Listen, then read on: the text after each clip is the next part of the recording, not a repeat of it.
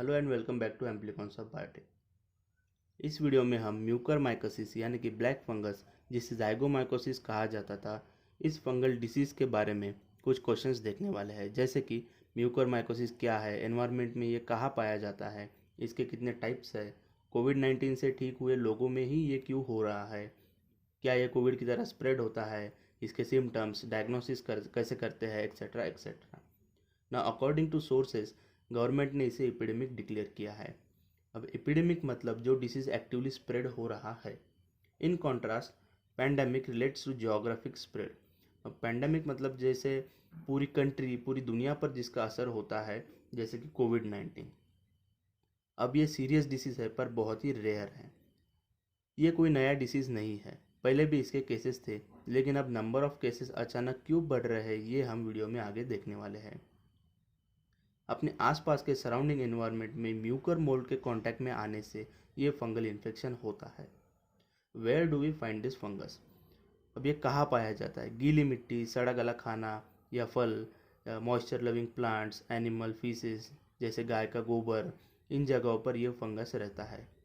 और जब आप इस जगह से गुजरते हो तो फंगल स्पोर्स के कांटेक्ट में आने की संभावना होती है। अब नॉर्मल सिचुएशन में कुछ नहीं होगा क्योंकि हमारी बॉडी ऐसे फंगस बैक्टीरिया से लड़ना जानती है, लेकिन जो लोग इम्यूनो कॉम्प्रोमाइज्ड है उनके लिए ये जानलेवा साबित हो सकता है। पहले जान लेते हैं कि फंगस के एंट्री पॉइंट्स क्या है, कहाँ से ये शरीर में एंटर करता है। अब ज़्यादातर कॉमनली ये इन्हेलेशन, मतलब जब कंटेमिनेटेड एरिया में बिना मास्क के अगर आप सांस लोगे तो नाक से ये एंटर हो सकता है। सेकंड है इंजरी साइट। अगर आपको कहीं इंजरी है, जख्म खुला है, वुंड, तो वो वहाँ से भी ये फंगल स्पोर एंटर कर सकते हैं। और लास्ट है गट एसोसिएटेड, मतलब कंटेमिनेटेड फूड के द्वारा भी इसकी एंट्री शरीर में हो सकती है। अब म्यूकर माइकोसिस के 5 टाइप्स है: रेनोसेरेब्रल, पल्मोनरी, क्यूटेनियस, गैस्ट्रोइंटेस्टाइनल और डिसेमिनेटेड, जिसके अलग अलग सिम्टम्स है और डिफरेंट ऑर्गन्स पर इन्फेक्शन स्प्रेड होता है। पहले जान लेते हैं रीनोसेरेब्रल, जिसमें साइनस और ब्रेन ये एरिया इन्फेक्ट होता है और उसके सिम्टम्स है वन साइडेड फेशियल स्वेलिंग, यानी एक तरह से पूरा चेहरा सूज जाता है, सर दर्द या फिर फीवर, ब्लैक लीजन्स ऑन नसल ब्रिज और अपर इनसाइड ऑफ माउथ, मतलब आपके नाक के जो नजल ब्रिज है, ये ब्रिज के ऊपर काले स्पॉट्स या फिर मुंह के अंदर काले स्पॉट्स आना शुरू हो जाता है और ये क्विकली बिकम मोर सीवियर, बहुत ही तेज़ी से सीरियस इशू में कन्वर्ट हो जाता है। फिर आता है पल्मोनरी, जिसमें आपके लंग्स इन्फेक्ट होते हैं।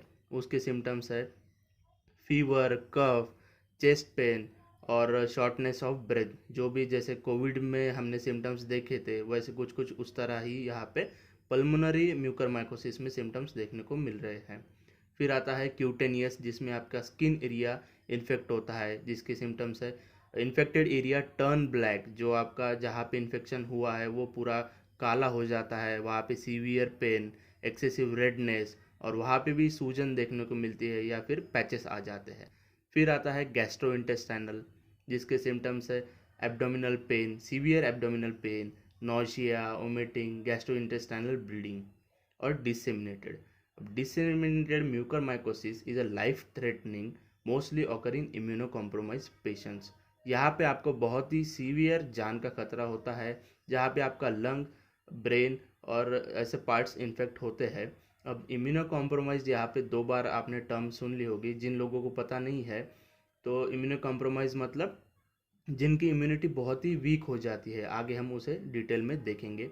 अब कॉमन अर्ली सिम्टम्स क्या है, जिसे जो जो हमें कहते हैं कि साइंस एंड सिम्टम्स, जिसे हम देख के पहचान सकते हैं कि ये म्यूकरमाइकोसिस के है या नहीं। जैसे नज़ल ब्लॉकेज, नज़ल डिस्चार्ज, आपके नाक में से डिस्चार्ज होता है ब्लैकिश या फिर ब्लडी, मतलब रेड या फिर ब्लैक। फिर pain on cheek bones, one sided facial pain, swelling, सूजन बहुत ही कॉमन इसमें सिम्टम है। फिर blackish discolouration over the bridge of nose palate, ये पहले हम रिनोसेरेब्रल में देख चुके हैं।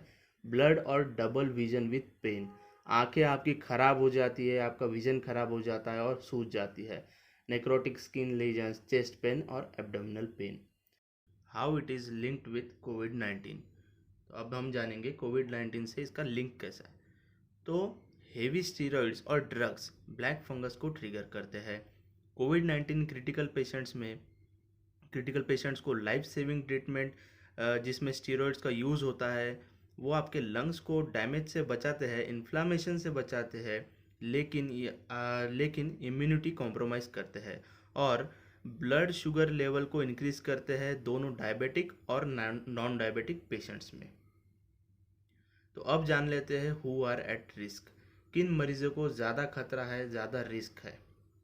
जो लोग बहुत क्रिटिकल और सीवियरली इन्फेक्टेड थे कोविड में, जिन्हें हेवी स्टीरॉयड से ट्रीटमेंट दी हो, ऐसे पेशेंट्स जिन्हें ह्यूमिडिफाइड ऑक्सीजन पे रखा गया था, इंजेक्शन ड्रग यूज़ जो डायबिटिक है, जो लोग कीमोथेरेपी ले रहे हैं या फिर कैंसर से लड़ रहे हैं, इम्यूनो कॉम्प्रोमाइज्ड मतलब कैंसर से जूझ रहे पेशेंट्स, एड्स या फिर कोविड रिकवर्ड। एड्स को एग्जाम्पल लेकर अगर देखें, यहाँ टी हेल्पर सेल्स का काउंट इन मरीजों में बहुत कम होता है, जो इन्फेक्शन से कॉम्बैट करने के लिए ज़रूरी है। दो तरह की इम्यूनिटी सिस्टम हमारे पास होती है, इनेट और एक्वायर्ड। अब इनेट होती है जनरल इम्यूनिटी जो हमें बर्थ से मिलती है, इनबॉर्न, और फिर एक्वायर्ड मतलब स्पेशलाइज्ड जिसे हम टाइम बिंग एक्वायर करते हैं, गेन करते हैं, डिसीज़ और पैथोजन से लड़कर हासिल करते हैं। अब एड्स के नाम में ही है एक्वायर्ड इम्यूनो डिफिशियंसी सिंड्रोम, मतलब जो हमने टाइम बिंग इम्यूनिटी हासिल की है उसकी डिफिशियंसी। तो यहाँ जैसे immunity is compromised, same goes with cancer, covid etcetera. जिन लोगों में सीरियस कोई सर्जरी हुई हो, बहुत ही हेवी स्टीरॉयड ड्रग्स का इस्तेमाल किया गया है उन्हें बचाने के लिए, तो इन लोगों को ज़्यादा खतरा है म्यूकरमाइकोसिस से। तो क्या ये कोविड की तरह कंटेजियस है, स्प्रेड होता है? नहीं, ये कोरोना वायरस जैसा स्प्रेड नहीं होता है एक दूसरे से लेकर। How to lower the risk, avoid areas with dust. अब जो भी डस्टी एरियाज है जहाँ पे एनिमल फीसेस है, कंटेमिनेटेड एरिया है, तो वहाँ पे आप जाना अवॉइड कीजिए, और अगर आप अवॉइड नहीं कर सकते तो wear N95 mask, maintain regular hygiene, eat healthy food to boost your immunity. जो भी इम्यूनिटी बूस्टिंग फूड्स है, फ्रूट्स और वेजिटेबल्स है, उन्हें खाइए। हाउ इट इज़ डायग्नोस्ड, तो biopsy from lungs, sample from sinus. Lungs और साइनस से मेडिकल इंस्ट्रूमेंट की हेल्प से सैंपल कलेक्ट किए जाते हैं और इसे लैब में बाद में भेज दिया जाता है।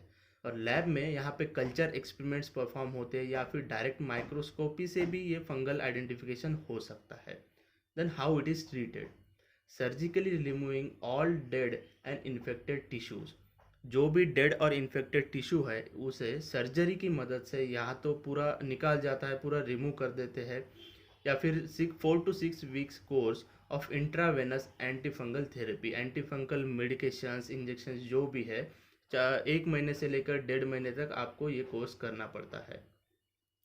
तो ये बहुत ही सीवियर है और इन्हें बहुत ही स्पेशलाइज डॉक्टर्स की एक टीम की ज़रूरत होती है ऐसे पेशेंट्स को, जैसे ophthalmologist, dentist, internal medicine specialist, फिर neurosurgeon, microbiologist, ENT specialist, surgeons. तो लास्ट में मैं कहना चाहूँगा, if you are a covid recovered patient, specially diabetic, just care and follow preventive measures. जो भी प्रिवेंटिव मेजर्स है, मास्क यूज़ कीजिए, अच्छा खाना खाइए, हैंड हाइजीन मेंटेन कीजिए, सैनिटाइज़र यूज़ कीजिए। तो ये भी जो सब प्रिवेंटिव मेजर्स है आपको फॉलो करना है और घर पर रहना है। Thank you for watching the video. Amplicons of biotech को सब्सक्राइब कीजिए। अगर आपको ये वीडियो इन्फॉर्मेटिव लगता है तो ज़्यादा से ज़्यादा लोगों तक इसे शेयर कीजिए।